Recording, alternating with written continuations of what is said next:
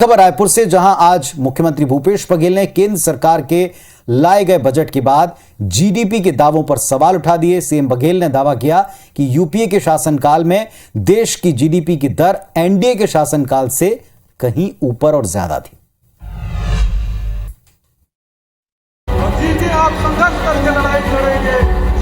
पहला ट्वीट जिसमें आपको साल दर साल के लिहाज से कुछ आंकड़े नजर आ रहे होंगे। दूसरा ट्वीट जिसमें अपने विचार रखे गए। ये दोनों ट्वीट छत्तीसगढ़ के मुख्यमंत्री भूपेश बघेल के हैं, जिसमें उन्होंने यूपीए और एनडीए के शासनकाल के जीडीपी की तुलना की। सीएम भूपेश ने दावा किया कि यूपीए के कार्यकाल में जीडीपी एनडीए के कार्यकाल की तुलना में कहीं ज्यादा थी। सीधी बात है, यूपीए एक समय में 8% से अधिक रहा और अभी ये 6.5% को अमृतकाल कर रहे हैं। गरीबी है, बेरोजगारी है और इस बजट में इसके लिए कुछ नहीं है। एक तरफ सीएम भूपेश बघेल ने जीडीपी के आंकड़ों का सहारा लेकर केंद्र सरकार पर हमला बोला, तो वहीं उनके चिर प्रतिद्वंदी रमन सिंह का कहना है कि सीएम भूपेश बघेल को आंकड़ों का ज्ञान कम है।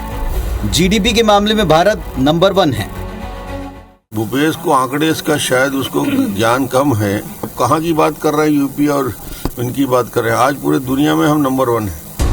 कुल मिलाकर अमृतकाल के बजट पर मंथन और बहस अब भी जारी है। असल सवाल ये कि एक साल में आम लोगों के जीवन पर इस बजट का क्या असर पड़ेगा। तो जो बजट पेश किया गया, बात महंगाई, बेरोजगारी से लेकर जीडीपी तक आई है, हर बार आती है। ये कुछ पैरामीटर्स हैं। सवाल ये कि जिस जीडीपी को लेकर इतनी बहस है वो है क्या, और इसका इतना इंपॉर्टेंस क्यों है, जरा इसको हम डिकोड कर लें आज।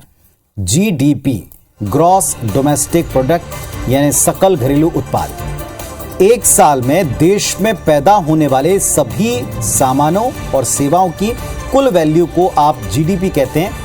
ठीक वैसी ही है जैसे किसी छात्र की मार्कशीट आप मान सकते हैं। जिस तरह मार्कशीट से आपको पता चल जाता है कि छात्र ने साल भर में किस विषय में कैसा प्रदर्शन किया, ओवरऑल कैसा प्रदर्शन किया, किन विषयों में मजबूत या कमजोर होकर उभरा, उसी तरह जीडीपी आर्थिक गतिविधियों के स्तर को, अलग अलग पैरामीटर्स को दिखाती है।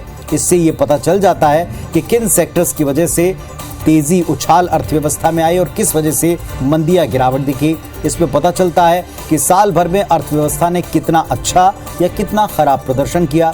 अगर जीडीपी डेटा सुस्ती को दिखाता है तो उसका अर्थ ये कि देश की अर्थव्यवस्था भी सुस्त हुई। हर तिमाही में जीडीपी का आकलन किया जाता है। माना जाता है कि भारत जैसे मध्यम आमदनी वाले देश के लिए साल दर साल अधिक जीडीपी ग्रोथ को हासिल कर पाना बेहद आवश्यक है। जो सपना वो देखता है उसके लिए देश की बढ़ती आबादी की जरूरतों को पूरा करने के लिए जीडीपी के डेटा को 8 सेक्टर से जमा किया जाता है।